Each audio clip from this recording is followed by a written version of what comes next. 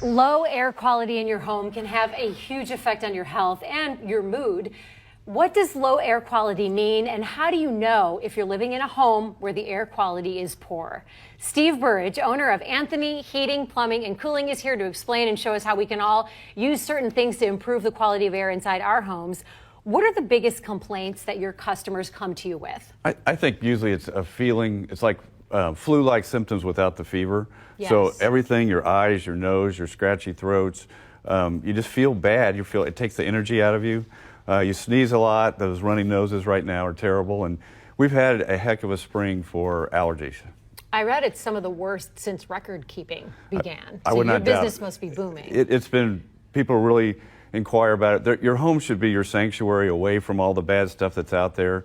But sometimes it's not, and so people don't get relief in their homes. Yeah. And we have products that will help them with that relief. What are these products that you have here? What I brought today, these are air purifiers. They are not filters, they're purifiers. They work in conjunction with filtration.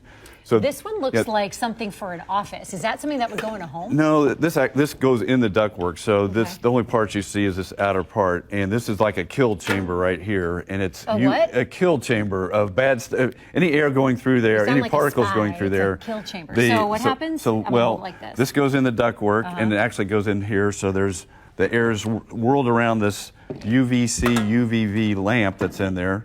And that kills viruses, bacteria, mold, anything, little small particles, pathogens will be killed. We're not just talking about allergens then, we're talking about viruses? Right. Like if someone in your family has the flu and sneezes, yes, this would theoretically yes, it kills those. Suck that sneeze into the air duct. This is similar to the sun's rays that it puts out, so it's UVV and UVC.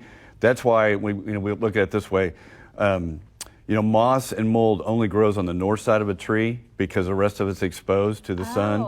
And this is what it does. It simulates the sun. And this is the air goes in this before it goes into your furnace, before it even goes to the filter. Steve, is this a new thing that you're offering? No, it's been out for a while. They keep updating the technology with it. This lamp lasts 3 years, and it has a countdown here on the screen.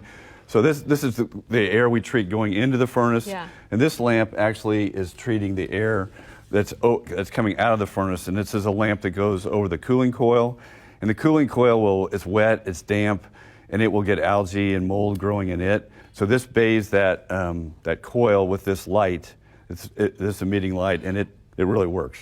Would you have one or the other in your home, or would you advise someone to have both? Good question. We usually put in both, and we package them together because we're cleaning the air going in, we're purifying the air going in, and then we're also purifying coming out as well. What kinds of testimonials or response have you heard from people who were just having a terrible time with their allergies and then they have this installed? It takes a few days. We do suggest to run the fan in the on position so you're circulating the air in the house, and that will clean the particulates as well as purify the air. So it takes a few days, and normally they notice it, and they're like, oh my gosh, I had the best night's sleep I've ever had. Any odors they have in the house are usually eliminated. So but it does take a few days before it picks up. Somebody that doesn't have any exposure or any allergies or symptoms of it, they usually will say, I just have a peace of mind in knowing that these things are there, they're working. Right. They might not get sick as often, certainly in the wintertime. Boy, that would be nice. So it is, if you don't have symptoms, there is that peace of mind of knowing that this is there and it's killing the bad stuff. You have a couple of teaching sessions coming out. We do. So where are they, and what are people learning about? Yeah, we do it it's called Teaching Tuesdays, and there's one tomorrow, May 8th. And that will be at our office at 99th and Lackman. It's at 5:30, and it will be on indoor air quality. So it's these products as well as many others. We have them on display and working, and so you can see them.